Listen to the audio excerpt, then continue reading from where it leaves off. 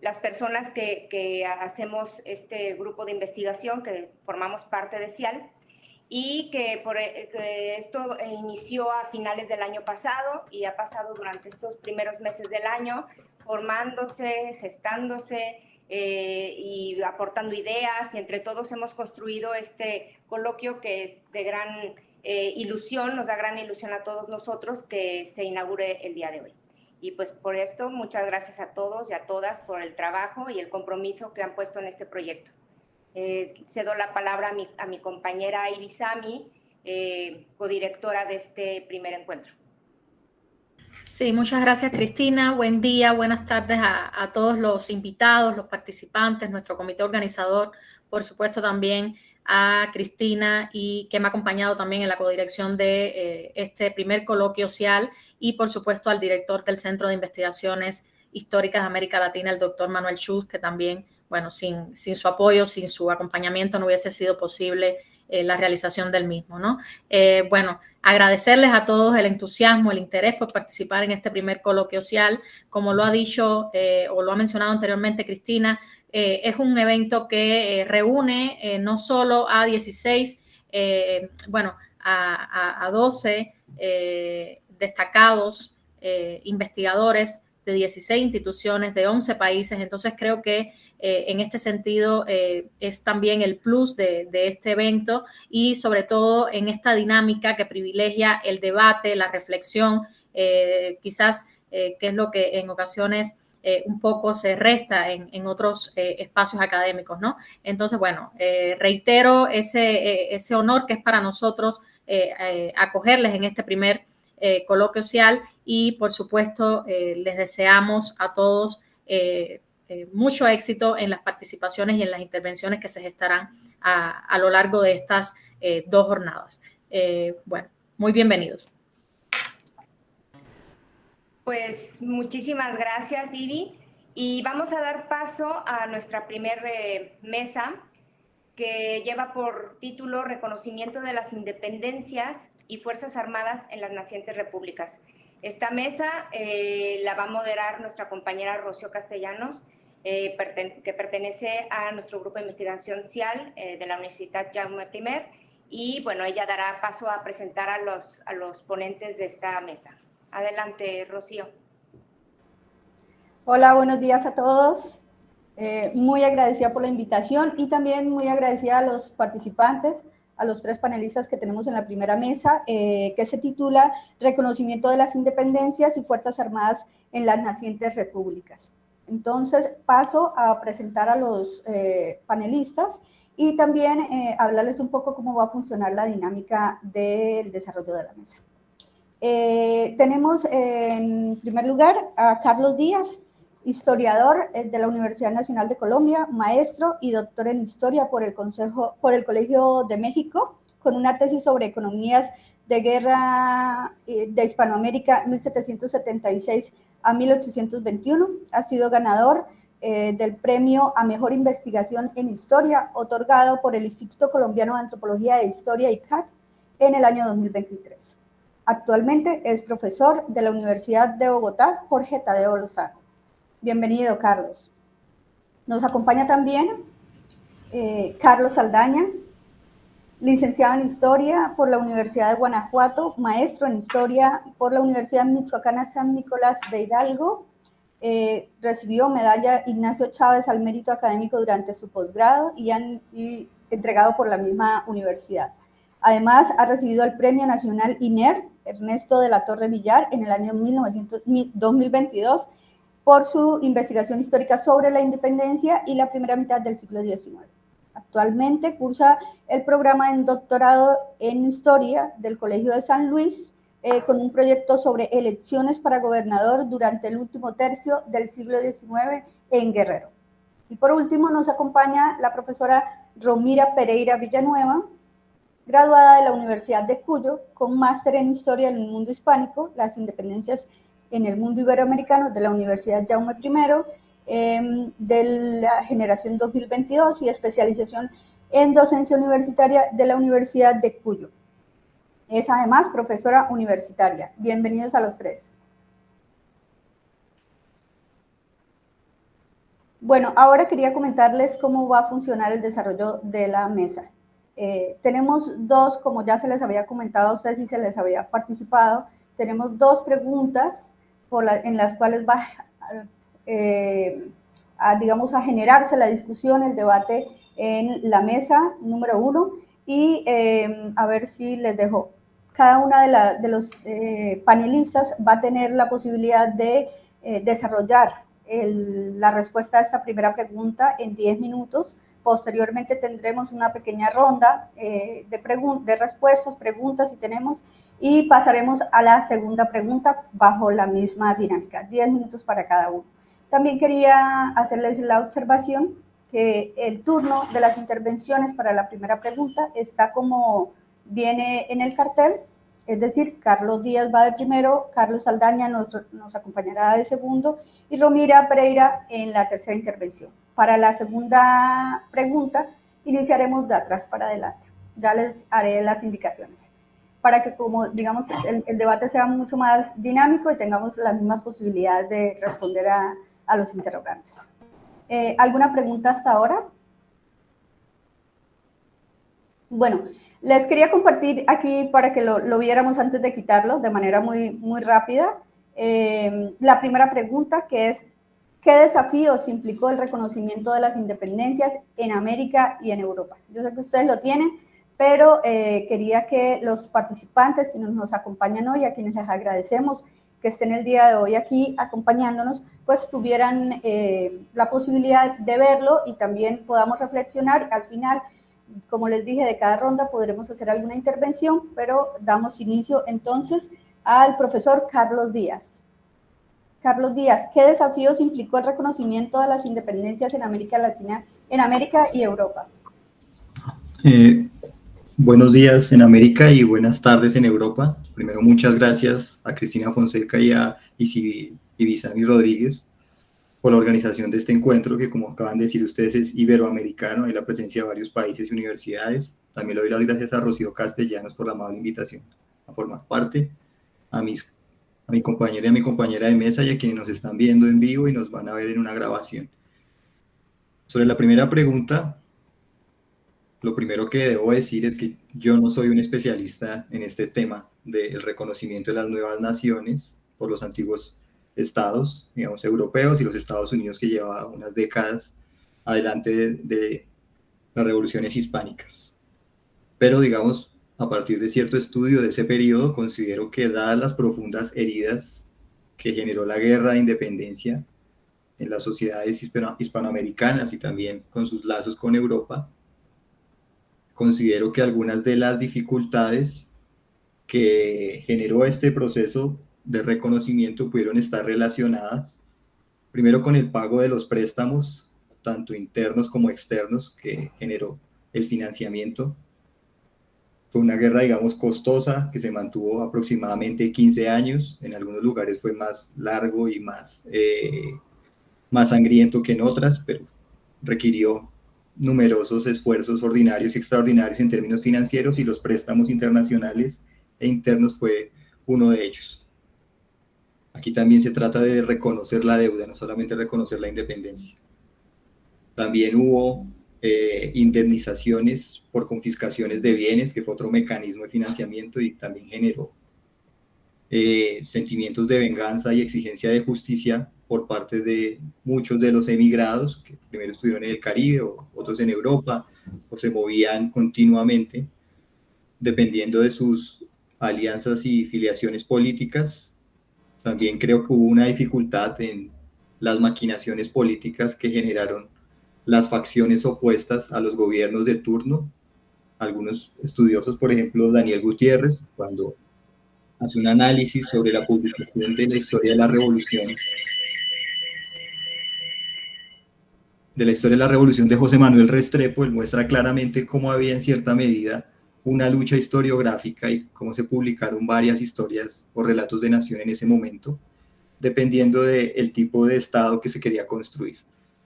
Aquí también entraron algunos enemigos de los gobiernos de turno, unos que eran más federalistas, otros más centralistas, etcétera, y eso generó, digamos, un ambiente a favor o en contra de los reconocimientos.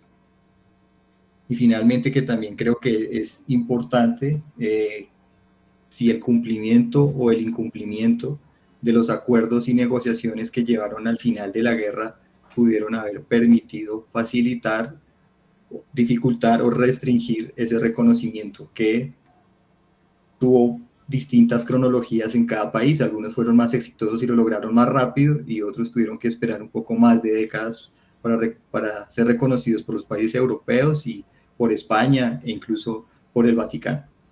Y como dije, no soy un especialista, así que es lo único que puedo decir al respecto. Muchas gracias. Gracias a ti, Carlos. Y bueno, le permitimos la palabra a Carlos Saldaña, por favor. Adelante. Hola, ¿qué tal? Muy buenas tardes allá en Europa, muy buenos días aquí en México. Antes que nada, pues agradecer la invitación para estar aquí.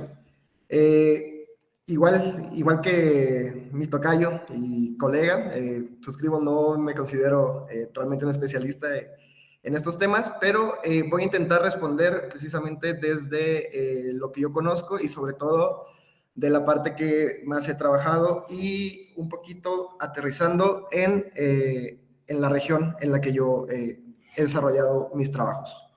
Bueno, a esta pregunta precisamente de qué desafíos implicó el reconocimiento de las independencias en América y Europa, yo diría que sobre todo en América uno de los grandes desafíos fue la creación de nuevas instituciones, es decir, el rompimiento de instituciones virreinales con nuevas instituciones, con la creación de una nueva nación, con la creación de nuevas identidades. Sobre todo, bueno, para el caso que yo conozco, es de las Fuerzas Armadas. ¿Y qué pasa en estos casos? Que muchas veces lo que sucede es que la organización de estas instituciones está básicamente calcada, muchas veces está inspirada, pero precisamente el gran desafío fue ese, cómo seguimos o cómo creamos estas instituciones basadas, inspiradas, incluso calcadas en instituciones españolas, cuando lo que se quiere hacer es romper con eso en muchos casos, cuando lo que se quiere hacer es instalar una nueva forma de nación, crear una nueva identidad. Entonces creo que el gran desafío, o al menos en lo que yo he visto, fue precisamente eso, la creación de nuevas instituciones, sin rompiendo precisamente en muchos casos, que en muchos casos la verdad es que solo se cambió como el nombre, pero los reglamentos siguieron siendo los mismos. Caso claro es que las ordenanzas de Carlos III para la organización del ejército siguieron vigentes por lo menos en México hasta básicamente todo el siglo XIX. Entonces yo diría que mi respuesta va en ese sentido. Gracias. Gracias a ti, estaba tomando apuntes. Y por último, la profesora Romira Pereira, adelante. Bueno, buenos días, buenas tardes. También me sumo a los agradecimientos a Cristina, a Ibisami por la invitación y a todo el comité organizador. En relación a la pregunta de los desafíos que implicó el reconocimiento de las independencias, yo creo que el principal desafío, bueno, tiene que ver con que es un desafío muy concreto y muy visible, incluso antes de que se declararan las independencias, que tiene que ver con la cuestión material, con la necesidad de recursos, de obtener recursos para la guerra. Y digo antes de que se declararan las independencias porque sabemos que las misiones diplomáticas comenzaron desde la propia constitución de los nuevos gobiernos, ¿no? En el momento fidelista también. Entonces me parece que era una necesidad que existía antes de la declaración de las independencias. Por supuesto que toda independencia, además de ser declarada, tiene que ser ratificada, sostenida en el ámbito internacional, y en esto también supone un desafío con respecto a las discusiones que se daban. ¿Cuáles eran los requisitos que tenían que tener esas naciones o esos estados para ser reconocidos, ¿no? Y esto es algo absolutamente novedoso y que va a generarse por consecuencia de las revoluciones americanas, ya por la revolución de las colonias norteamericanas. Digo, desde ese momento se plantea todo un desafío en relación al reconocimiento internacional y en relación a los principios. Ahora, con respecto a las independencias y con respecto al reconocimiento de las independencias, propiamente dicha. En el caso, por ejemplo, de los Estados Unidos, que se da en 1822, cuando se reconoce algunas de las nuevas repúblicas, hay también una situación que hace al contexto estadounidense y fundamentalmente a los objetivos de la política internacional estadounidense, porque ese reconocimiento llega solamente después de que se ha ratificado un tratado transcontinental. Entonces, cuando ya no existe, ¿no es cierto?, ningún peligro, podríamos decir, Estados Unidos se siente libre para reconocer las independencias de algunas repúblicas. Ese proceso de reconocimiento de las independencias llega sobre unas independencias que ya estaban consagradas, y en el caso de Europa, fundamentalmente en el caso de Gran Bretaña, también tiene que ver el reconocimiento de las independencias con la coyuntura política, con lo que estaba pasando en ese momento en Europa, con el peligro o la amenaza que podía significar la Santa Alianza, ¿no es cierto?, y la restauración del absolutismo en España, y que eso de alguna manera fuera un puente para avanzar sobre las colonias españolas. Entonces, esta coyuntura europea y estos intereses norteamericanos son fundamentales y evidentemente van a desafiar a estas nuevas repúblicas. A mí me parece, o creo que puede sumar al debate o a la reflexión también pensar qué pasa con España. España va a reconocer estas independencias después de la muerte de Fernando VII. Pero durante la época del trienio liberal, por ejemplo, se envían 2 comisiones. Por ejemplo, en el caso de las Provincias Unidas del Río de la Plata se van a enviar 2 comisiones. Y en la segunda de estas comisiones, que podríamos decir en términos relativos es un poco más exitosa, porque se llega incluso a elaborar un borrador de un tratado de paz con Su Majestad Católica, y que va a ser refrendado por la Asamblea de Representantes de Buenos Aires en este caso. Digo, si bien no se concretó, porque después, bueno, se produce la restauración absolutista, pero hay también en ese principio de acuerdo, que no sabemos qué hubiera pasado si se reconocía, si bien las juntas no reconocen, por supuesto, la independencia de las Provincias Unidas, pero sí estaba la posibilidad de firmar un tratado de paz, lo que implícitamente nos permitiría, ¿no es cierto?, sostener que existía tal vez un reconocimiento. Después, también para pensar sobre el reconocimiento de las independencias, creo que podemos hacer referencia no solamente al reconocimiento en sí, sino al tratamiento que se dio en la historiografía de ese reconocimiento. Por ejemplo, en el caso de la historiografía argentina, muchos de esos tratados entre los países de reconocimiento mutuo de independencia se van a dar cuando en lo que es actualmente Argentina se encontraba en un proceso de anarquía o disolución del Estado Nacional, un proceso de autonomías provinciales. Entonces, muchos de esos acuerdos se hacían con el Estado de Buenos Aires, por ejemplo. Cuando la historiografía recoge esos tratados, en realidad muchas veces va a borrar Estado de Buenos Aires y va a poner República Argentina, ¿no?, como esta consideración de anteponer la nación preexistente. Entonces me parece que también podría ser interesante ese concepto, ¿no?, esta idea de la nación preexistente. Puntualmente voy a hacer referencia al reconocimiento de Colombia en 1824, que es un tratado de reconocimiento mutuo entre Colombia y el Estado de Buenos Aires. Y justamente lo que hace esta primera historiografía es modificar el nombre y coloca en lugar de Estado de Buenos Aires República Argentina, ni siquiera Provincias Unidas. Entonces creo que en ese plano también es importante.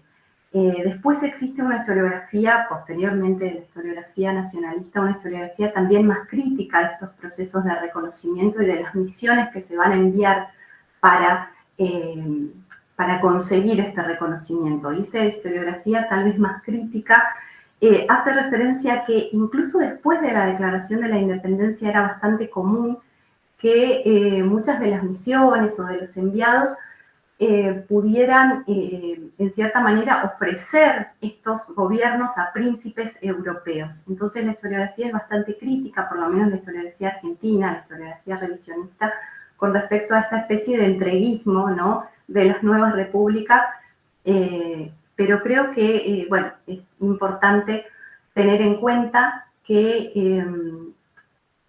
en las relaciones diplomáticas, en el juego de las relaciones diplomáticas, no se estaba en igualdad de condiciones.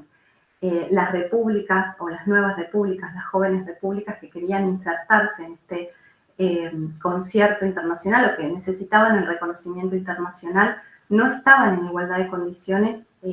Sería una conclusión bastante tal vez somera y básica, pero creo que es importante ponerla a consideración, porque muchas veces cuando se hacen estos análisis desde esas posturas, entendiendo que tal vez el juego de las relaciones diplomáticas tenga que ver con una especie de absoluto voluntarismo, en realidad esto no responde a lo que pasaba en ese momento.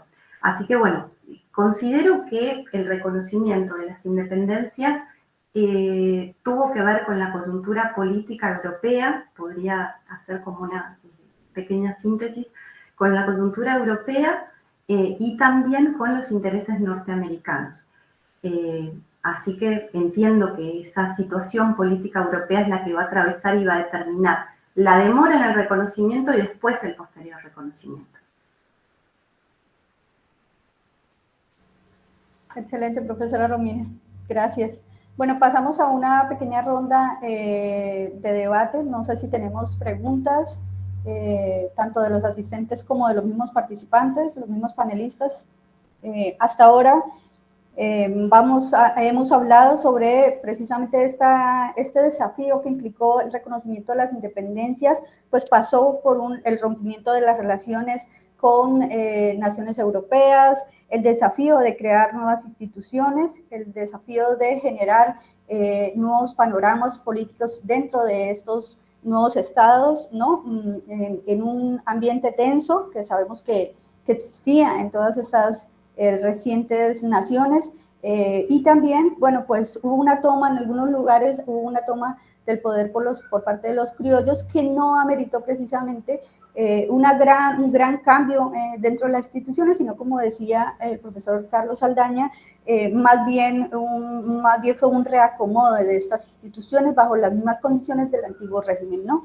Y bueno, la profesora Romina también ha ampliado mucho más el tema, nos ha hablado de la búsqueda de recursos, efectivamente, en todos estas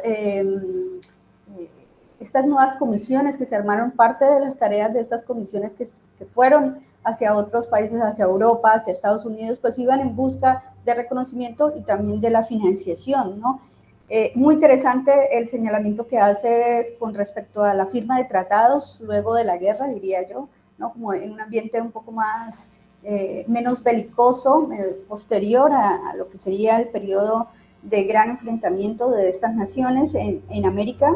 Y bueno, efectivamente dependió de la coyuntura europea, etcétera. Entonces, yo agregaría quizás para que podamos tener una pequeña ronda entre los panelistas, que bueno, que también esta búsqueda y este desafío pasó por una lucha interna, ¿no? Unas tensiones políticas, que estas tensiones políticas al interior de las nuevas naciones pues implicaba no solo convencer a los de afuera por adquirir este reconocimiento, sino por consolidarse al interior de estas recientes naciones. Al respecto, no sé si alguno de los compañeros quiere participar. ¿Tenemos alguna pregunta fuera? No. Bueno, entonces pasemos a la siguiente pregunta. Como les había comentado, iniciamos con la profesora Romina y pasamos luego al profesor Carlos Saldaña, que en ambas rondas quedó de segunda, y cerramos con Carlos Díaz. Bueno, les recuerdo la segunda pregunta, que tiene que ver, se titula ¿Cómo se aliaron las élites políticas y militares durante la Guerra de Independencia y si de este proceso se desarrolló un concepto de identidad nacional del cual se apropiaron las nuevas naciones? Iniciamos, profesora Romina. Bueno, muchas gracias. Sobre esta pregunta, creo que un aporte a este tema de debate de las guerras de las independencias y de las alianzas entre las élites lo puede constituir el aporte del estudio de los exilios políticos, fundamentalmente de los exilios políticos tempranos. Por supuesto que el concepto de exilio es un concepto que existe, ¿no es cierto?, desde la antigüedad, que existía en la monarquía hispánica, pero ¿por qué creo que puede ser un elemento importante para nuclear a todos estos temas, a la identidad, a las alianzas entre las élites políticas y militares? Porque los exilios forzosos, que como lo entienden Snackder y Roniger, en realidad son un sistema de exclusión institucional, se van a vivir en el siglo XIX durante el proceso de las guerras de independencia. Y claramente se van a vivir porque van a ser exiliados políticos muchísimos integrantes de la élite, que ante la reconquista española o ante la presencia, ¿no es cierto?, del ejército realista, ante la represión, van a tener que huir de sus lugares de origen. Voy a poner el cronómetro, perdón, porque no quisiera pasarme. Entonces, bueno, este mecanismo, ¿no es cierto?, de exclusión institucional servía justamente para desterrar estos elementos. Muchos de los integrantes de la élite, principales líderes revolucionarios, van a tener que exiliarse. Por eso acá digo que son integrantes de la élite. ¿Por qué entiendo? O sea, en el caso puntualmente de un exilio que estudio, que es el exilio de los chilenos que van a cruzar la cordillera de los Andes y se van a refugiar en Cuyo en 1814, después de la batalla de Rancagua. ¿Por qué considero que es importante? Porque esos casi 700 soldados, en total 3.000 personas, pero bueno, para centrarnos en lo militar, porque hay un componente social ahí importante, pero para centrarnos en lo militar, más de 700 soldados chilenos van a cruzar la cordillera, se van a refugiar en estas tierras. Entonces, la pregunta es cómo se incorporan al ejército, en este caso en Mendoza, que estaba siendo ordenado por José de San Martín. ¿De qué manera se incorporan? Muchos de ellos van a ser destinados al ejército del norte, algunos se van a quedar, van a cruzar la cordillera. Y el tema de los exilios y las guerras militares, creo que Carlos también hizo referencia, ¿no es cierto?, a estas expatriaciones, pero en el tema de los ejércitos y en el tema de los líderes militares también es importante, porque, por ejemplo, a Mendoza van a llegar las dos facciones opositoras, si se quiere, o enfrentadas del gobierno de la Patria Vieja en Chile. Va a llegar José Miguel Carrera y va a llegar Bernardo Higgins. Entonces, ahí hay una alianza interesante con respecto a la élite local, como una de estas facciones, que es la de Bernardo Higgins, ¿no es cierto?, va a terminar siendo reconocido por José de San Martín y por la élite cuyana, en definitiva, va a ser reconocido y finalmente es quien va a formar parte del Ejército Libertador. Hay toda una situación ahí con respecto a también José Miguel Carrera. Creo que es importante considerar dentro de las guerras de la independencia también cómo se definían las identidades territoriales en este momento. ¿Por qué? Porque cuando hablamos de que se desarrolla un concepto de identidad nacional, ¿a qué identidad nacional estamos haciendo referencia? ¿A qué nación en definitiva?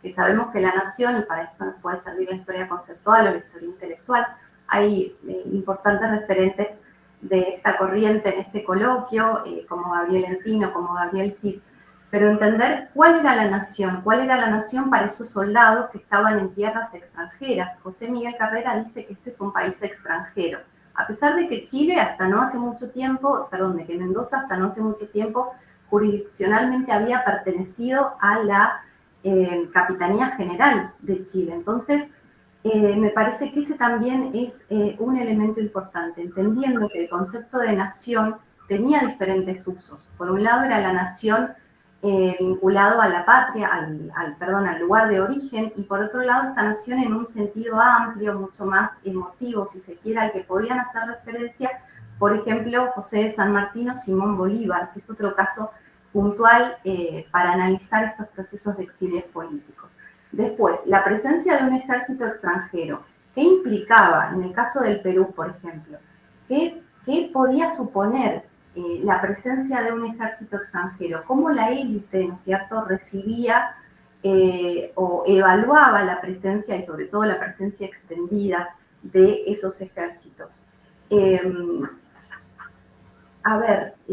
Por ejemplo, para centrarme tal vez y más específicamente, yo quería, la verdad es que resumí mucho el tema porque tenía entendido que para la segunda pregunta eran 5 minutos, así que bueno, voy a tratar ahora de, si lo dije tal vez muy concentrado, de desagregarlo un poco, era como tenía entendido que se iba a desarrollar.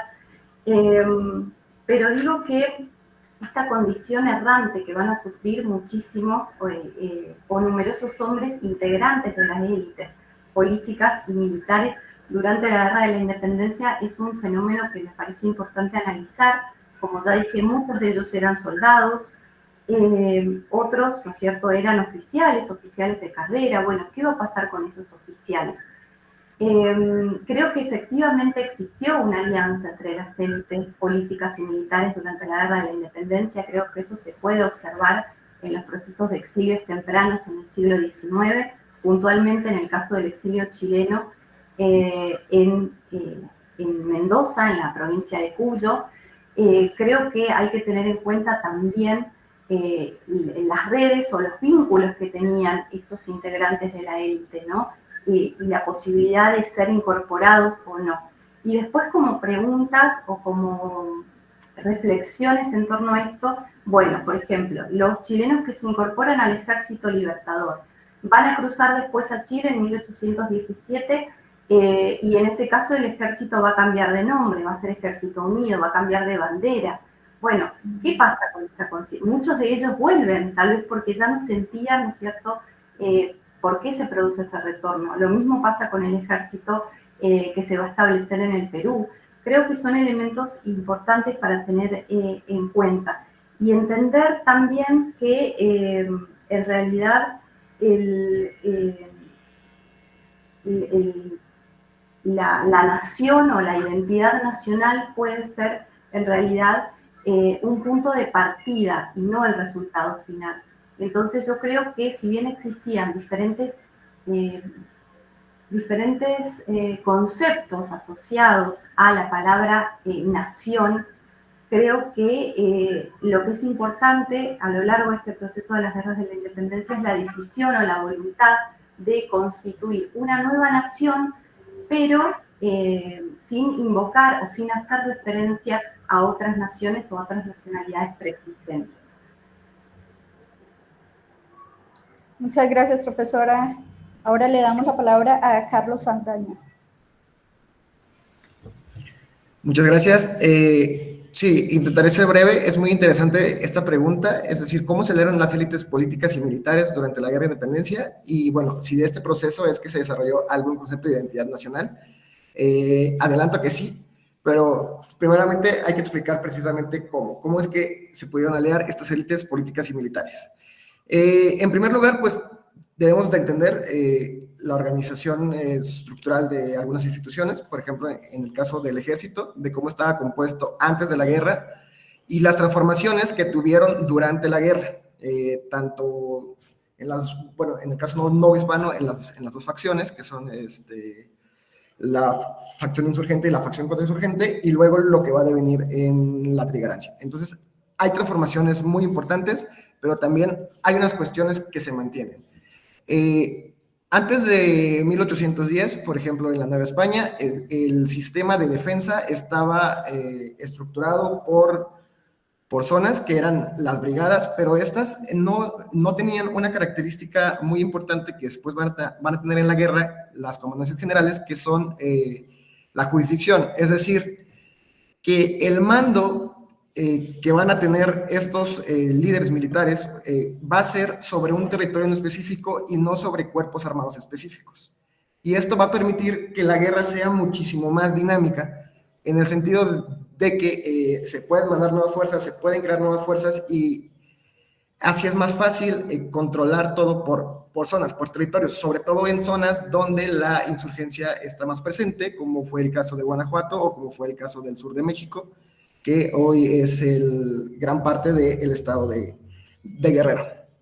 Entonces, a partir de esta creación de comandancias generales que basan su poder en el territorio, también cambian las atribuciones que tienen estos comandantes generales. Las comandancias generales en antiguo régimen ya existían para zonas de frontera, sobre todo zonas donde la guerra era constante y se necesitaban conjuntar las atribuciones, por ejemplo, políticas, militares y fiscales en una sola persona. Caso de las comandancias generales de las provincias de Oriente y Occidente en el norte de la Nueva España. Entonces, cuando se crea el proceso de guerra, se adopta este tipo de instituciones, este tipo de organización territorial para combatir precisamente la insurgencia en otras zonas de la Nueva España. Entonces, esto en un principio provoca la fricción entre las élites políticas y estos militares, es decir, entre élites políticas y militares. Por ejemplo, para el caso de Guanajuato, Joaquín lo estudió muy bien, todas esas fricciones que hay entre las autoridades locales y precisamente el comandante general. Entonces, ¿qué pasa? Que posteriormente se va cimentando y van teniendo cada vez más atribuciones políticas y fiscales estas entidades militares, que se llega a difuminar o se llega esta barrera, o sea, esta autoridad. La autoridad militar generalmente también se vuelve en muchos casos una autoridad política. ¿Y qué pasa? Bueno, quien reconoce muy bien este asunto es precisamente Agustín de Iturbide. Ya con el movimiento trigarante, lo que hace es precisamente aliarse con las élites militares, es decir, aliarse con los principales comandantes generales que hay en ese momento, y es a partir de ahí que logra, con la conformación de ese ejército, que el movimiento trigarante triunfe, por ejemplo, a diferencia del movimiento insurgente, pero también incorpora al movimiento insurgente, en este caso al principal cabecilla, que era en ese momento Vicente Guerrero. Entonces, a partir de esta identificación que hace Agustín de Iturbide, de que las élites militares son muy importantes y de que conjuntar el poder político y militar, él piensa que le va a ayudar a controlar mejor el territorio, es que durante el Primer Imperio tenemos la división territorial en 5 grandes capitanías generales. Estas capitanías generales suplantaban tanto al sistema de intendencias como al sistema de comandancias generales, unificándolo en uno solo y hablando de territorios muy grandes. Entonces, esto al final fracasa, se vuelve ya para un sistema, a partir del 23 se vuelve a un sistema de provincias y a un sistema de comandancias generales, pero es un primer intento precisamente por esta identificación de que es muy importante aliarse con las élites militares y también aliarse con lo que fue el movimiento insurgente, porque va a dotar de una legitimidad también al movimiento trigarante entre la población en general. Esto crea también, a su vez, cierta identidad nacional que también van a existir dentro de estas entidades nacionales identidades muy regionales, como en el caso de Guerrero, que se siguen reconociendo como surianos y que después va a provocar la creación de nuevas entidades federativas, como el caso de Guerrero, como el caso de Hidalgo, como el caso del estado de Morelos, por ejemplo. Entonces, en este sentido, pues precisamente creo que la alianza precisamente entre estas élites políticas y militares provoca la creación de estas nuevas identidades, pero también van a tener un diálogo constante. Es decir, esta alianza no va a ser permanente, no va a quedar inerte, sino que va a ser un proceso continuo de negociación, de diálogo entre todas estas élites políticas y militares. Eso sería todo por el momento. Gracias, profesor Carlos.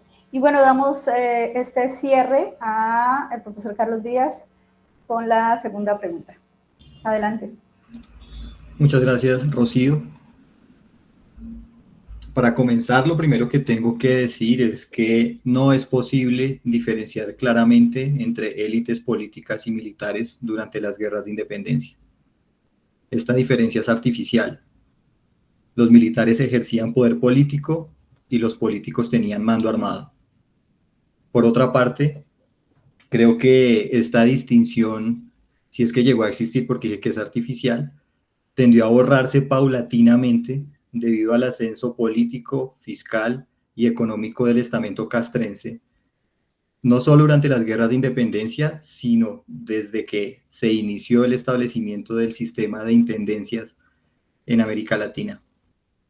Antes de la independencia, el virrey, que digamos que era la suprema autoridad en varios lugares, pero nosotros teníamos gobernadores, capitanes generales.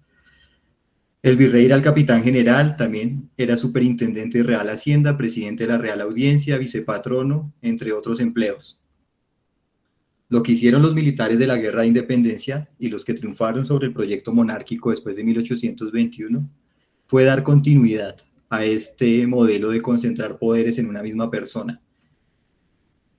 Por ejemplo, Simón Bolívar, el Simón Bolívar de 1817, como para ser un poco más específico, que es el que toma Angostura y crea la Tercera República Venezolana, que luego sería la República de Colombia. Ese Bolívar optó por ser el capitán general y el intendente del ejército, es decir, decidió que en sus manos estaba tanto la dirección de la guerra, la planeación de las campañas, como el abastecimiento de las tropas, que era la principal misión que se le otorgaba a un intendente de ejército desde que en 1718 Felipe V promulgó esa ordenanza. Entonces, de esta manera, Bolívar y otros, eso también lo hizo Iturbide, lo hizo también Calleja, etc., siguió la tendencia que habían comenzado los defensores del rey en 1810 de cortar esos lazos de intervención, aunque eran muy débiles, generaban mucha molestia, de la intervención que hacía el fisco en el ejército. Luego, en 1810, si los militares requerían recursos para su mantenimiento, ya no necesitaban pedirle a los ministros de Hacienda, pasar por revistas de comisario, hacer ajustes de contaduría, etcétera, sino que simplemente controlaban la intendencia de guerra, que hicieron varios, y a partir de esto podían ser ordenadores del gasto.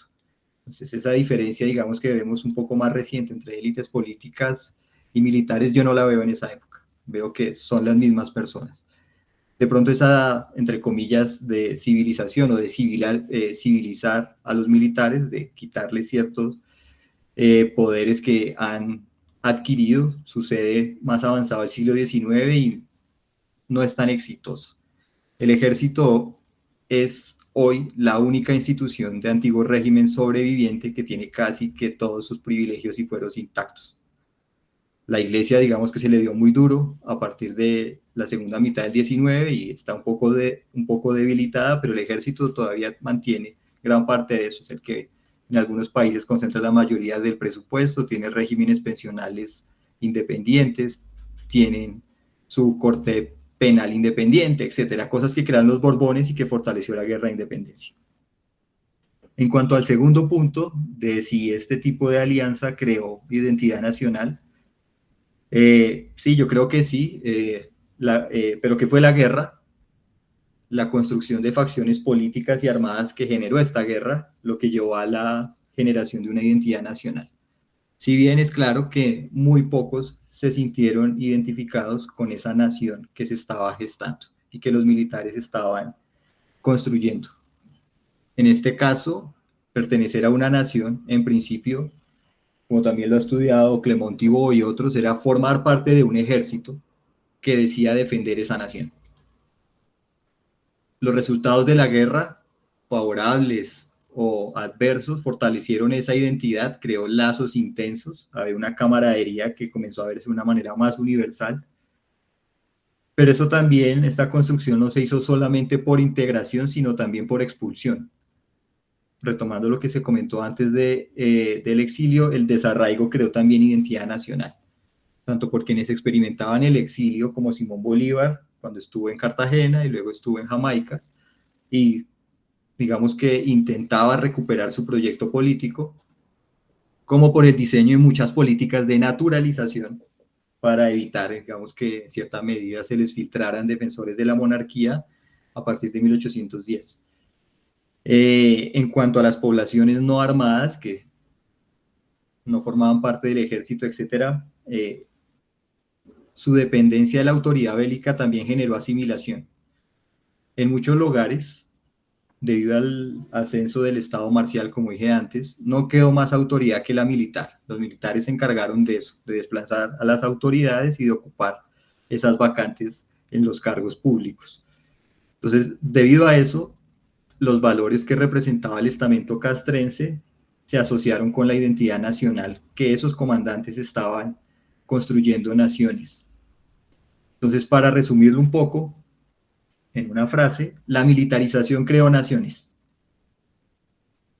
Entendiendo la militarización como lo hizo Halperin y lo hace ahora Rabinovich, de que hay un crecimiento extraordinario del pie de fuerza, los comandantes ascienden a posiciones decisivas. Si vemos la primera mitad del siglo XIX, la mayoría de los presidentes son antiguos comandantes de los ejércitos de la independencia. También hay una exaltación permanente de los valores marciales. Se considera que es bueno el sacrificio, la disciplina, la entrega, etc. Y se construye la sociedad a imagen del ejército, que si bien esto requiere más investigaciones, por ejemplo, muchas de las medidas para aumentar el control del gasto bélico que diseñaron los Borbones, luego se extendieron a otras entidades del Estado.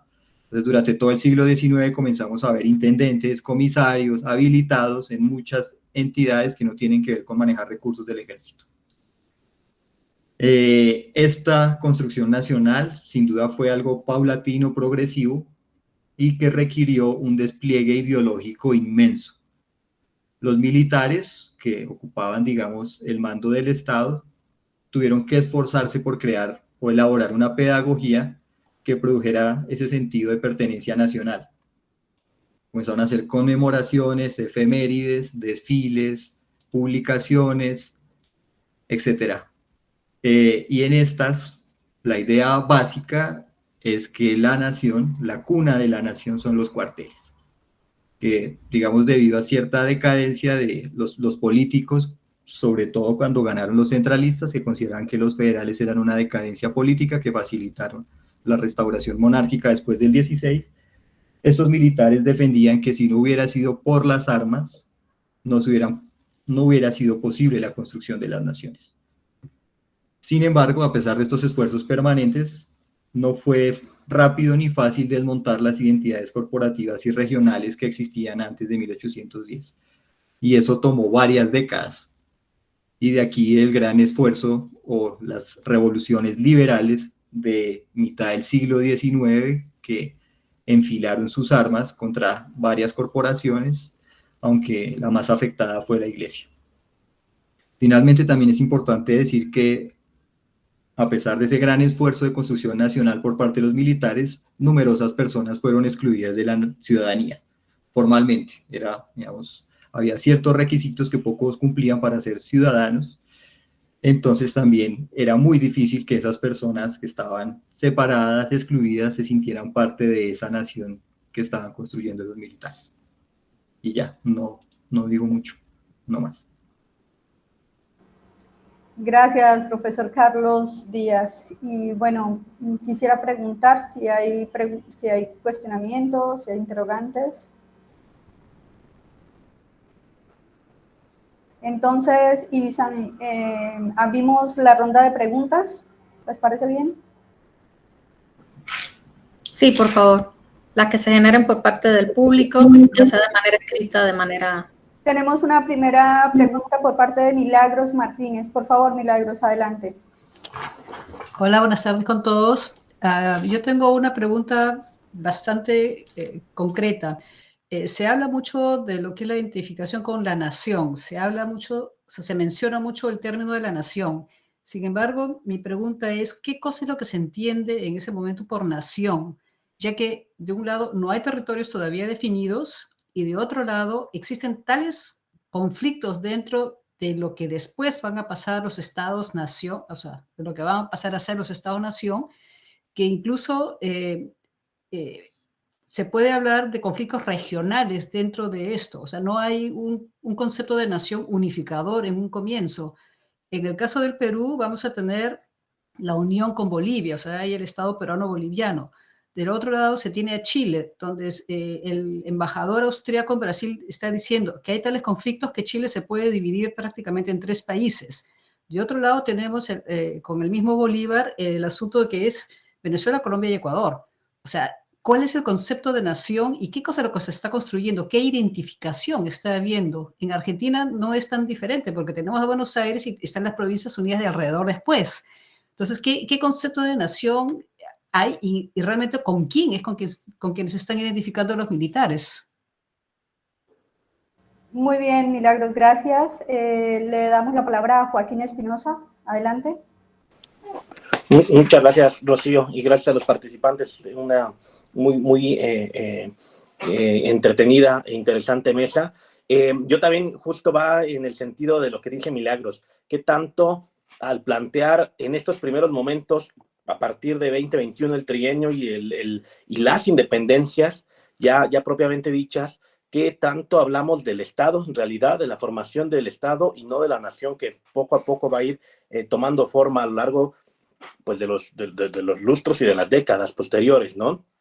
Por allí, un poco para hacer honor a lo que se busca, que es el debate en estas mesas sobre lo que plantea Carlos respecto a la tenue o nula, dice, distinción entre élite política y militar. A mí me parece que no es tan tenue, o sea, creo que sí existe, o sea, que es menos marcada como estamos acostumbrados a hacerlo. Digo, frente al clero, claro que hay una distinción muy, vaya, una sotana pone distancia, pero acá me parece que si bien se ha exagerado y se ha querido parcelar a los diferentes sectores, ya el ejército, si bien va a conservar, y como lo dice él bien hasta la fecha, todavía estas prerrogativas, vaya, no todos los que pertenecen, por más que sean los que manden en esta tercera década del siglo XIX, ser los que manden los militares, no todos son militares, no todos los que están teniendo peso e importancia y decisión política van a ser militares, y ahí están las diputaciones provinciales, por ejemplo, ¿no? Las diputaciones provinciales luego, deviniendo en congresos locales, van a ser un poder civil completamente dicho desde la perspectiva de dónde vienen, no están sobre las armas ellos, y hacia dónde van. La mayoría de los congresos y de los congresistas y de los diputados y demás van a buscar una desmilitarización precisamente por la cantidad de gente que está sobre las armas. Entonces, quizás ahí para discutirlo un poco, y un ejemplo, y aparte aprovechando que está justamente aquí José Antonio Serrano, un ejemplo que hay en México que es demasiado claro y poco estudiado, porque solamente él y Chela Bernal son los que lo han explotado, que es la Junta de Celaya, ¿no? Una reunión allá en el Bajío que reúne provincias bastante importantes como ya ahora Jalisco, Michoacán, Guanajuato, Querétaro, un poco de San Luis, si no me equivoco, y empujan al comandante militar, los civiles, para que una primer junta, al menos en el México independiente, en el cual las decisiones las tomen estas diputaciones o estos congresos en formación. Entonces, digamos que para un poco más escuchar a Carlos, quizás también a Carlos Saldaña, respecto a que sí, los militares eran muy parecidos, o eran la mayoría de los casos son los mismitos que los que están tomando las decisiones, que vienen de ser virreyes y que van a ser los presidentes, pero también había otro sector pujante de civiles que estaban, pues eso, empujando desde atrás, desde las instituciones que la propia Constitución todavía vigente de Cádiz les había permitido, y que va a permear, como si no me equivoco, que Romina lo mencionó en la primera intervención, a los nuevos formación de los estados independientes, ¿no? Bueno, agradecemos a Joaquín y le damos la palabra a José Antonio Serrano. Profesor, adelante. Una disculpa, perdón, buenos días a todos. Una disculpa de que no puedo prender mi cámara porque no sé qué pasa, pero bueno, para mañana la tendré arreglada. Pues muy interesante lo que plantean Romina, Carlos, Ernesto y Carlos, sí, sobre las identidades. Y me gustó mucho la pregunta sobre la alianza. Ahora, en el caso de México, y eso es lo interesante en estos seminarios donde tratamos de comparar, pues son realmente las experiencias y las preguntas que se hacen. Y en ese sentido, pensando en el caso Nueva España-México, yo creo que tendríamos que primero, antes de plantear la pregunta de si hay nacionalidades durante la guerra, es el proceso de identificaciones que hay. Porque lo que quiero plantear para México es que efectivamente la guerra, y ahí no estoy tan de acuerdo con Carlos Díaz, la guerra no es un proceso de militarización de la sociedad, es exactamente lo contrario. Primero, no hay alianzas, acá es una guerra civil, y en ese sentido la construcción del enemigo, más que ayudar o lo planteo, más que ayudar a una entidad nacional durante la independencia, lo que va a traer consigo va a ser sencillamente, primero, un enfrentamiento entre insurgentes y realistas, y ahí sí los conceptos de nación son muy distintos.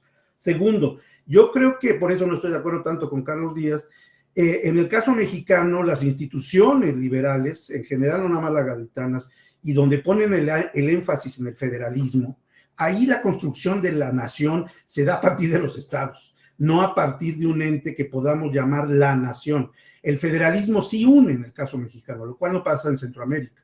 En Centroamérica las identidades son reactivas. El Salvador contra Guatemala, en pocas palabras. En México, el federalismo es un elemento de unión y en ese sentido es más que nada un elemento de representación. Lo decía ahorita Joaquín, las diputaciones provinciales sí son elementos de cohesión, muy fuertes primero al interior. San Luis Potosí se crea por la Diputación Provincial, en pocas palabras, no al contrario. Y después hay todo el norte de México, y después, porque votan los ciudadanos. Ese es un elemento que me parece fundamental. Es decir, no es, perdón, se me está acabando no a mí, a la computadora la energía, pero voy muy rápido. El federalismo, en el caso de México, creo que Romina nos podrá ayudar más para el caso argentino, es un elemento de unión, no es un elemento de desunión. Y las identidades se dan. Y la otra, muy rápido, en ese sentido no es una imagen invertida de la jerarquía militar, es una imagen de participación primero en diputaciones, primero en ayuntamientos, diputaciones, y después congresos estatales y congresos nacionales. Y por el otro lado son los que identifican a los estados federales, aún con el centralismo que se va a dar a partir de 1936, es un elemento central de representación y de ciudadanización. Con todo lo que dice Carlos, y tiene razón, de exclusión, hay un concepto ahí importante. Y el otro es que en México, ahí sí, a partir de 1827, el nacionalismo sí tiene un elemento xenófobo muy fuerte. La famosa expulsión de españoles, aquí sí crea una nacionalidad muy, muy fuerte. Obviamente, y ahí voy con las élites políticas y militares, estoy de acuerdo con Carlos Díaz, no hay que separarlas, y las económicas, obviamente, pero ahí los procesos en pocas palabras, el federalismo en México es una construcción incipiente de la nación, que parte primero de las provincias, estados, y después se da la federación. Yo creo que eso es importante. Y la participación a partir de elecciones, a partir de muchas cosas, justicia, etcétera, de las instituciones locales, es lo que da la identidad local. Entonces, en ese sentido, la guerra se deja muy atrás, en pocas palabras. La guerra sí es una división en el caso de la Nueva España. Son insurgentes contra realistas, punto. Y las identidades en ese sentido son totalmente contrarias. En 21 se trata de hacer eso, y cómo se logra con el federalismo. El federalismo sí es una creación de identidades, primero locales y después nacionales. Sé que no pasa en el caso de Argentina, sé que no pasa en otros lugares, pero aquí sí es el primer paso. Centroamérica, ya voy terminando con eso. Centroamérica es el caso más evidente. Hay una república federal, pero El Salvador, sobre todo, tiene una dinámica ahí sí de construcción estatal, de Estado de una república federal, pero sobre todo nacional, en contra de los guatemaltecos. En México no se da eso fácilmente porque hay muchísimos polos de contraste. Pero perdón tanto, pero muy interesantes las intervenciones. Gracias. Al profesor le agradecemos mucho su intervención. Bienvenido, gracias por estar acá. Y bueno, tenemos una última intervención. Andrea, adelante. Y procederemos a hacer una ronda de respuestas, por favor. Bueno, gracias. Gracias a todas y a todos, gracias a Rocío. Yo quisiera volver a una pregunta, la primera pregunta, si puedo, o si lo puedo hacer ahora. ¿Sí? Bien. Bueno, bien. Yo también quiero decir que a mí me parece muy interesante este tipo de debate que viene con una pregunta y podemos, bueno, no sé, entender un poco más lo que cada uno piensa de los procesos en general, pero me quedé con la cabeza en la primera pregunta que decía reconocimiento de las independencias en América y en Europa. Yo desafortunadamente entré un poquito, 5 minutos creo que en retraso, pero a mí me parece la primera cosa que, bueno, es muy diferente hablar reconocimiento en América y en Europa. Esto una primera cuestión. Pero me pareció interesante lo que desarrolló Carlos Saldaña en su intervención cuando decía del desafío de las instituciones.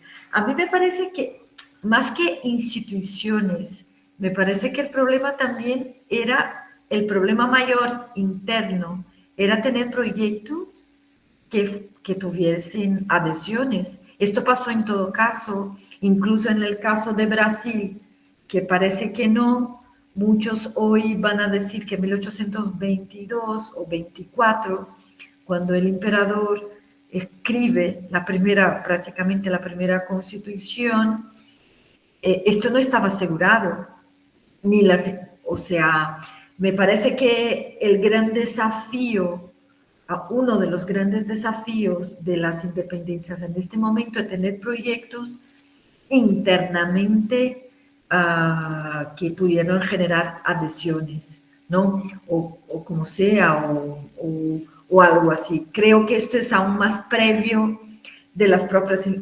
Y en este sentido me gustaría preguntar especialmente a ti, Carlos, cuál es el papel de esta adhesión en la construcción de las instituciones. Si las instituciones al final, o sea, si el juego político de las definiciones de los proyectos institucionales, tienen un papel en estas adhesiones, me parece. Y en el caso en Europa, creo que ahí sí son otras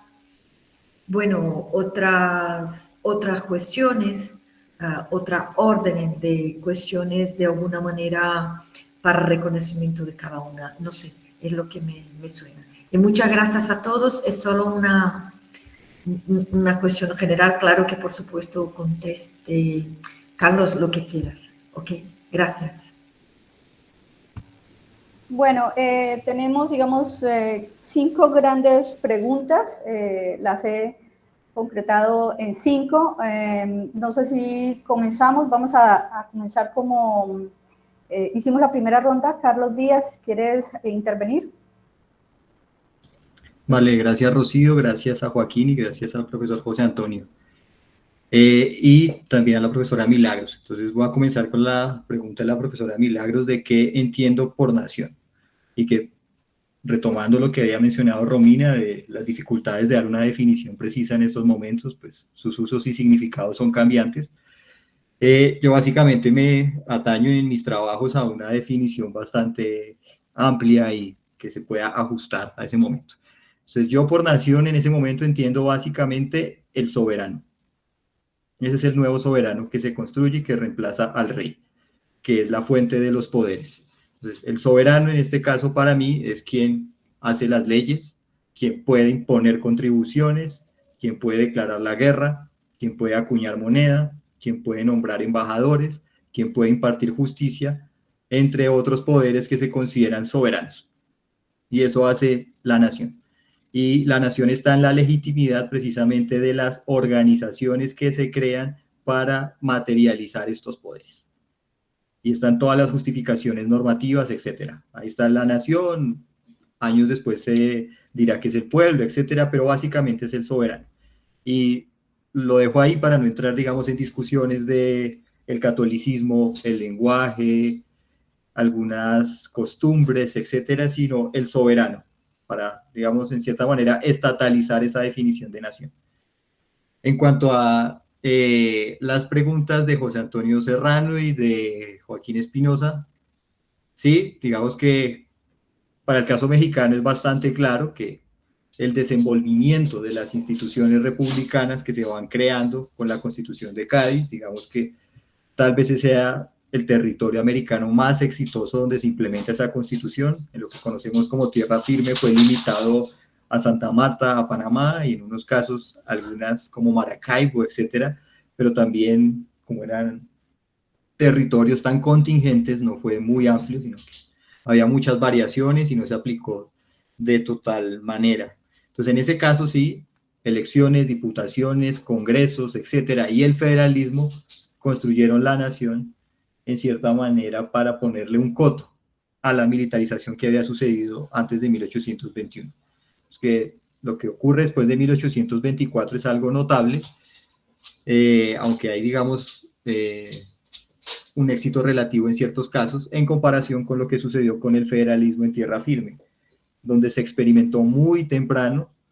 Shema Portillo indica que lo que hubo en Venezuela y en el Nuevo Reino no tiene precedente en ningún momento, digamos, por lo menos de la monarquía hispánica, para no decir el mundo occidental, donde se multiplicaron las juntas de gobierno, luego una cantidad de estados provinciales impresionante, que a decir de Daniel Gutiérrez, el federalismo era la única manera de aglutinar a esta dispersión política que existía. Pero eso fracasó cuando llegó Morillo, y su recuperación, digamos que fue muy difícil. Bolívar, Santander, Obando, entre otros de los ganadores, a partir de 1817-19, se opusieron a eso. Veían que el federalismo era una debilidad, y ya tenían, digamos, la experiencia de la disolución después de que llegó Morillo, entonces trataron de ponerle frenos a eso, y ahí sí de construir una nación que estaba basada en la fortaleza de los militares, que ocupaban, en ese caso, las provincias, las gobernaciones. Varios de esos fueron elegidos por Bolívar y eran muchos de sus militares cercanos. Pero, digamos, para ponerle un matiz, ya que ustedes mencionaron lo de las instituciones republicanas, el Congreso de Colombia, de 1819 a 1830, sí fue un escenario de facciones muy importantes. Hay una facción que era más inclinada hacia el ascenso que habían tenido los militares, y a quienes consideraban los creadores de la nación se consideraban bolivianos.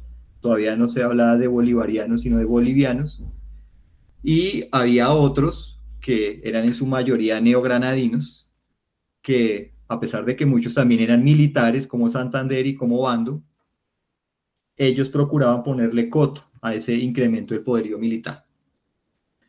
Aquí lo paradójico es que estos que buscaban ponerle freno a los militares tenían más reconocimiento popular que Bolívar y sus seguidores, porque digamos que ya habían experimentado el expolio, el despojo, los desplazamientos, etcétera, desde 1810, y fundamentalmente de una manera más intensa desde 1815 hasta 1824 más o menos, cuando ya las armas triunfan en Ayacucho y se detiene un poco ese proceso militarizador en algunas zonas.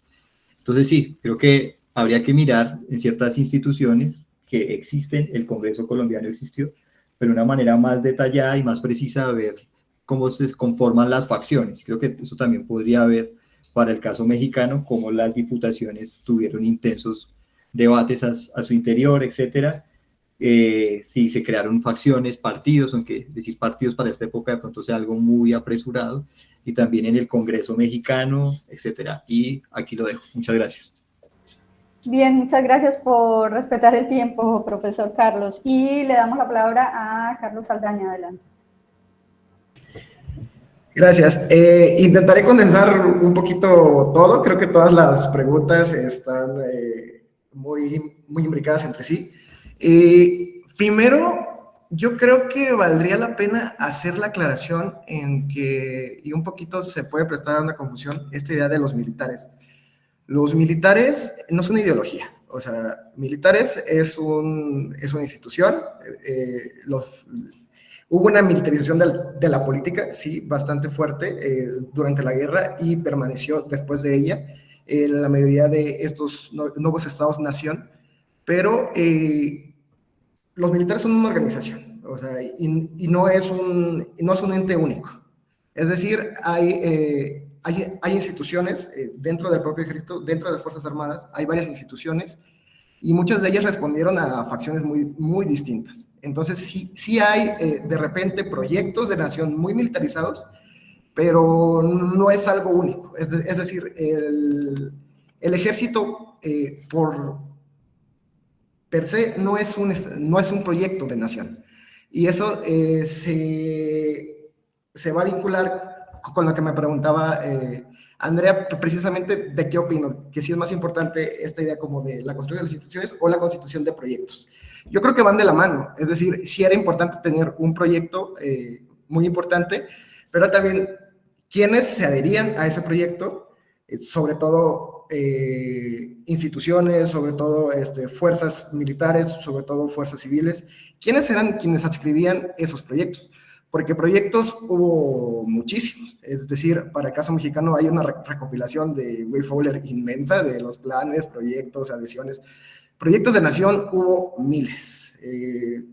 Entonces, ¿de qué dependió? Precisamente de que estas facciones o estas instituciones se adherieran a ciertos proyectos de nación. Entonces, en este sentido, sí creo, sí defiendo esta idea de que las instituciones van a ser muy importantes, porque son precisamente las que van a sostener a estos proyectos de nación. Entonces, sí creo que reconozco que los proyectos de nación son muy importantes, pero van, creo que, precisamente de la mano. Y bueno, para condensar un poquito lo que yo entiendo por Estado-nación, o más bien yo siento que fue una construcción de muchos elementos, una conjunción entre proyectos de nación, entre habitantes, entre territorios, entre símbolos, identidades, muchas otras cuestiones que se fueron poco a poco cohesionando. En algunos casos no se logró del todo, en algunos casos sí. Y me gustaría terminar precisamente con una cita de Juan Proc, que creo que resume muy bien como el papel de los ejércitos en la construcción del Estado. Y cito: los ejércitos que se presentan en este caso parecen responder a una diversidad de funciones que se les asignaron en los estados nacionales en formación, funciones entre las cuales no parece que la más destacada, o al menos la más frecuente, fuera la defensa exterior frente a ejércitos de otras naciones. Tan importante o más parece haber sido la función de control del territorio frente a amenazas internas contra el emergente poder del Estado. Si bien estamos hablando de una época y unos contextos en los que lo externo y lo interno se confunden y se entremezclaban, el ejército sería, desde este punto de vista, una pieza clave en la afirmación de uno de los poderes presentes en el territorio frente a los demás. Es decir, al proceso de condensación de ese poder victorioso, lo llamamos construcción del Estado, y a la configuración de poder asimétrica que resulta, la llamamos sin más Estado. Entonces, con esto me gustaría cerrar, y creo que condensa muy bien esta idea de que para la construcción del Estado se necesitaron muchísimas cosas, muchísimos elementos, y entre ellos están las instituciones y las Fuerzas Armadas. Gracias. Gracias, Carlos Saldaña. Y le damos la palabra a la profesora Romina Pereira. Sí, muchas gracias. No sé si puedo prender la cámara.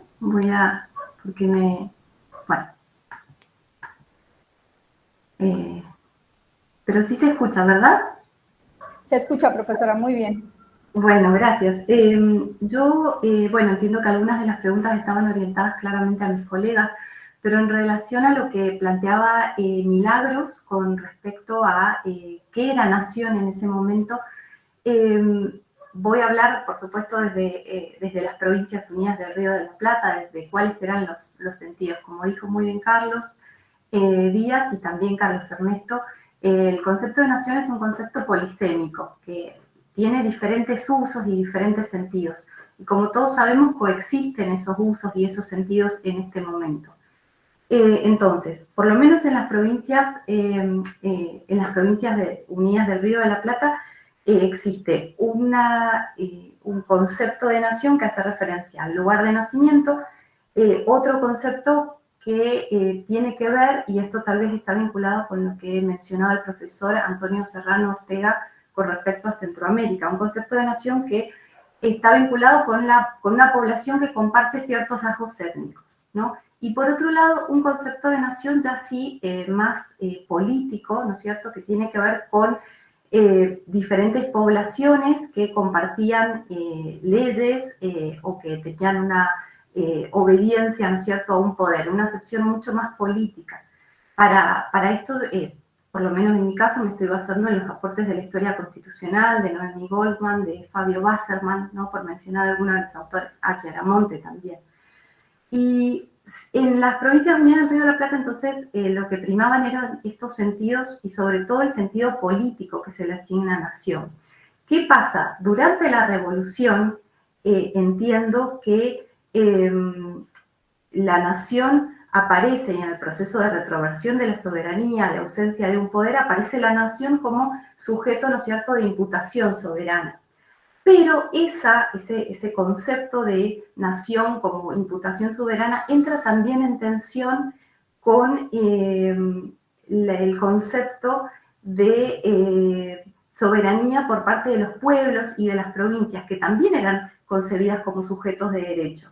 Entonces creo que lo que pasa, por lo menos en el Río de la Plata, es que se produce una tensión entre una noción tal vez plural de nación y una noción mucho más que tenía que ver con la confederación, que en el caso de lo que es actualmente la República Argentina recién se va a alcanzar en la década del 30, este proceso de unidad federal a través de la Confederación Argentina, y que va a entrar obviamente en tensión durante todos estos años con ese concepto de noción más singular, que tenía que ver con una visión mucho más centralista, mucho más unitaria, ¿no? Que va a ser en definitiva la que va a terminar imponiéndose también por las armas, porque digo, es importante entender que estas dos visiones en torno a las naciones definitivamente van a ser consolidadas a través de la fuerza, ¿no? Muchas gracias. Gracias a usted, profesora. Bueno, no sé si tenemos una última intervención. Milagros, adelante. Solo tendré una última pregunta. Dado todo esto, al final de cuentas, las potencias europeas, Estados Unidos, Inglaterra, quien haya sido, ¿a quién reconocen? Porque todavía no hay un Estado, todavía no hay propiamente una nación, todavía no hay un país como tal. ¿A quiénes reconocen? ¿Alguien quiere contestar? En el caso, por lo menos, bueno, nuevamente, de las Provincias Unidas del Río de la Plata, bueno, pero en este caso, lo que se hacía es que las provincias, como estamos en una etapa de anarquía, lo que hacen es delegar el mando de las relaciones exteriores en la provincia de Buenos Aires. Entonces, se entiende, digamos, que el reconocimiento es al interior de las Provincias Unidas del Río de la Plata, por lo menos en este caso. A pesar de que no existía una unidad nacional y de que muchos de estos tratados o de estos acuerdos se hacían con el Estado de Buenos Aires. Gracias, profesora. Profesor José Antonio, adelante. Andrea plantea, yo creo que un problema un tema, no un problema, no es un problema, es un tema muy interesante que entiendo que ustedes cuando elaboraron las preguntas lo querían poner en el centro, que es esto de la nacionalidad, guerra, nacionalidad y relaciones internacionales. Y aquí luego oyendo a Andrea, de nueva cuenta, retomando todos los internacionalistas y de todos, sobre todo Otto Hintze, que señalaba que las relaciones internacionales y reconocimiento de los estados era un elemento central para consolidar a los gobiernos y las posibilidades que tenían o no de unificar el territorio, de tener un gobierno fuerte y en ese sentido de promover, Otto Hintze lo dice un poco también, imponer la unidad de nación. Y en ese sentido me parece muy interesante lo que dice Andrea y las preguntas que se hacen, sitúan muy bien la idea de relaciones internacionales y reconocimiento en estos momentos de los 20, con toda la triple alianza, todo, pero sobre todo el papel fundamental de la Gran Bretaña como la gran potencia que ya es, que es en el caso de México muy interesante, y de nueva cuenta con Centroamérica.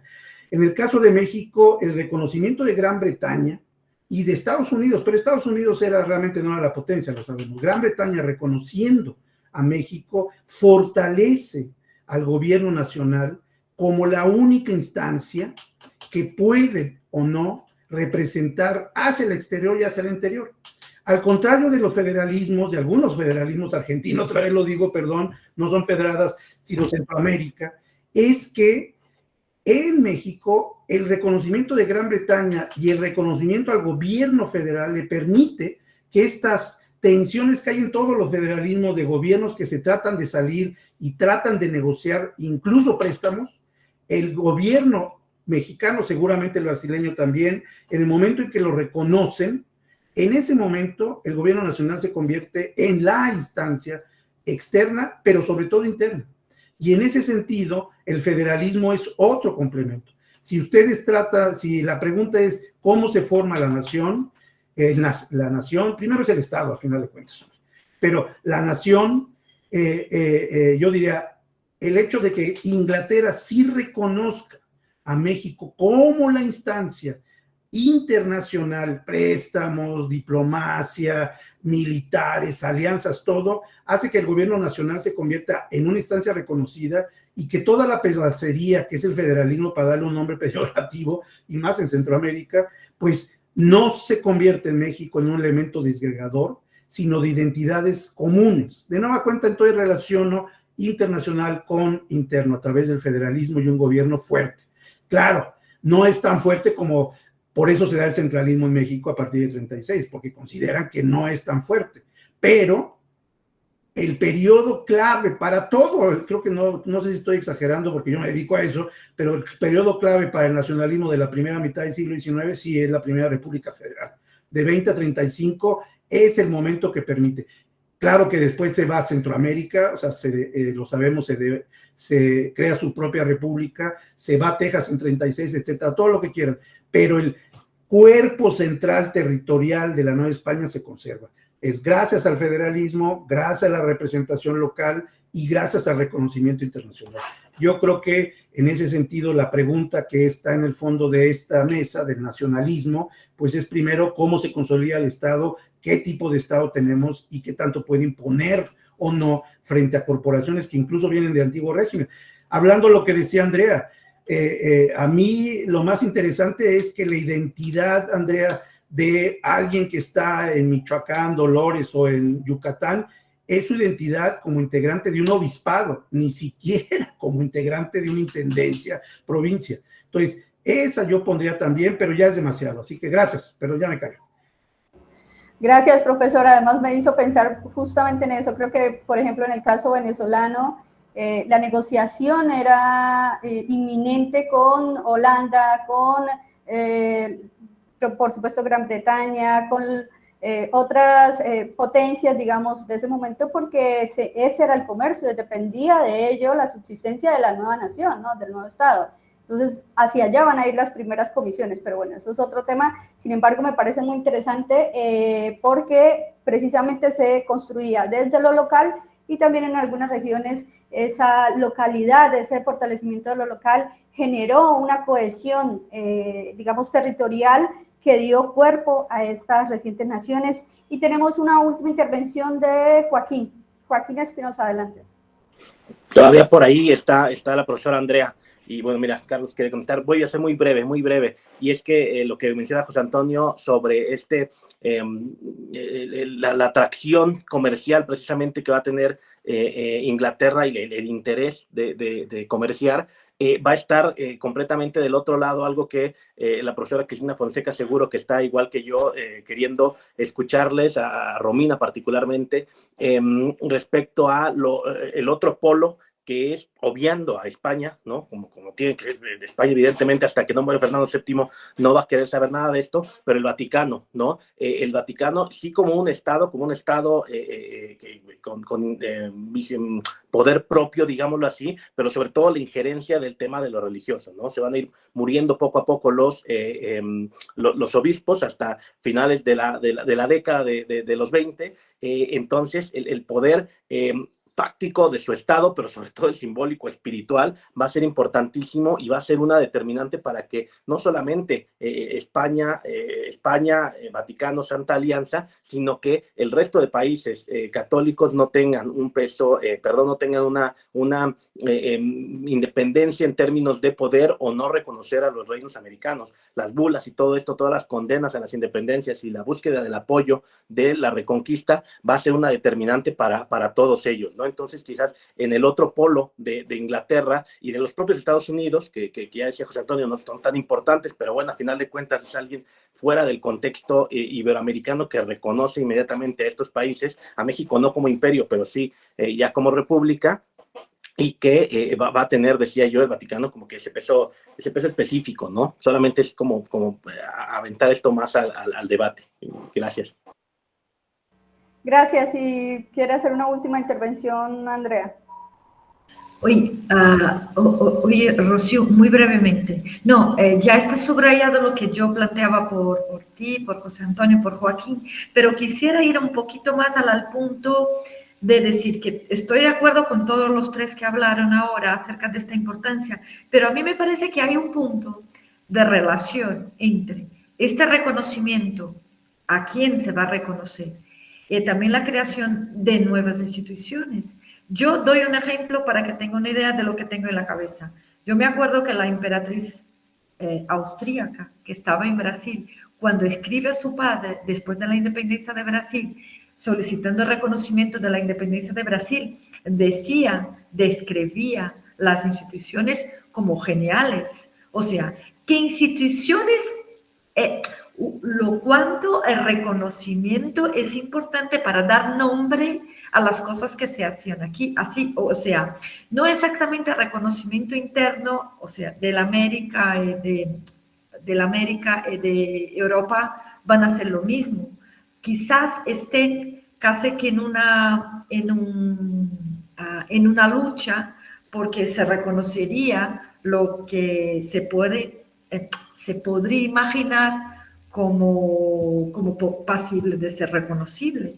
O sea, todos van a tener constitución. En Argentina en algún momento alguien lo dice, no sería necesaria una constitución, pero luego vuelven a tener una constitución. ¿Pero por qué sería necesario? O sea, creo que hay un juego entre instituciones que interno, pero también es externo, del punto de vista del reconocimiento. Por aquí dejo, lo siento de haber hablado demasiado. Muchas gracias. No, te agradecemos, Andrea. Y Carlos Díaz, adelante. Gracias, Rocío. Ya para, digamos, cerrar mi intervención y retomar lo que preguntaba Andrea, lo que decía Milagros y lo que decía José Antonio. Sí, estoy de acuerdo que el proceso de construcción estatal, y digo estatal para no entrar en problemas y decir construcción nacional, requiere elementos básicos como el dominio del territorio, la derrota de las disidencias que se oponen a la facción mayoritaria en el control de las armas, una búsqueda creciente del monopolio, y por supuesto, como mencionaron y resaltaron, el reconocimiento de otros estados. Es decir, ingresar al concurso internacional de los estados, que haya como una identificación entre pares. ¿Y a quién se reconoce? Como preguntaba Milagros, se reconoce al Estado. Y esos están conformados con una constitución que se despliega en varias organizaciones, cada una de esas ejerciendo algunos de los poderes soberanos. El ejército, los tribunales de justicia, la hacienda con sus tesorerías, el Congreso, las embajadas, etc. Nuestros archivos están llenos de esos documentos que produjeron las organizaciones en el desarrollo de las funciones. Y esto era importante porque ese reconocimiento, además de dar una legitimidad que creaba sostenibilidad interna, permitía ingresar al mercado mundial de capitales. Ese incremento extraordinario de los préstamos que hay entre 1810 en adelante, con algunas diferencias. Digamos que Colombia y Venezuela fueron de los primeros en ingresar a eso. México se tardó un poco más porque digamos que tenía consulados de comercio grandes que financiaron la guerra. En cambio acá eran un poco más débiles y se eliminaron pronto. Entonces, que Colombia pudiera acceder al mercado internacional de capitales para financiar la guerra, que fue una de las principales fuentes de Bolívar cuando se ubicó en Angostura, y ahí tenía a unos cuantos kilómetros la isla de Trinidad Británica, que era, digamos, un mercado inmenso de capitales y armas, etcétera. Eso no se hubiera logrado si no hubieran reconocido que en cierta manera eran un Estado, o por lo menos se estaba formando como Estado. Y bueno, Colombia, digamos, no solo tuvo el mérito de ser los primeros que ingresó, sino también de ser los primeros que declaró la cesación de pagos. Y ya, con eso termino. Muchas gracias. Muchas gracias, profesor Carlos Díaz. Y bueno, con esto creo que damos por terminado. Agradecemos a todas las personas que intervinieron, agradecemos por supuesto y especialmente a los panelistas, a los 3 panelistas. Esperamos que nos acompañen en esta segunda mesa. Varios interrogantes, ¿no? Nos quedan todavía algunos temas que son bastante interesantes para desarrollar, como por ejemplo las localidades, los poderes locales, la construcción de esa nación desde el territorio, que creo que lo anotó muy bien el profesor José Antonio Serrano, y es el estudio o la visión de lo que es el territorio y el peso que va a tener ello en esas nuevas construcciones, en el reconocimiento, por supuesto, porque de ahí surgen muchas provincias, nuevas ciudades, pueblos que se convirtieron, recuerdo muy bien, en ciudades, que de ciudades pues no tenían muy poco, pero entraron al juego político precisamente porque buscaban este reconocimiento de sus entidades político-territoriales locales en el nuevo proyecto de nación, ¿no? Y querían adherirse a este proyecto de nación precisamente desde ese reconocimiento. Así que, bueno, damos por finalizada. Gracias, excelentes intervenciones. Muchas gracias por la invitación. Que tengan buena tarde y buena mañana en América. Muchas gracias por la invitación y nos vemos en un ratito entonces. En un rato. Sí, vamos a hacer una pausa, un pequeño receso de 10 minutos y comenzamos la siguiente mesa. ¿Con el mismo enlace o hay otro enlace para poder sumarse?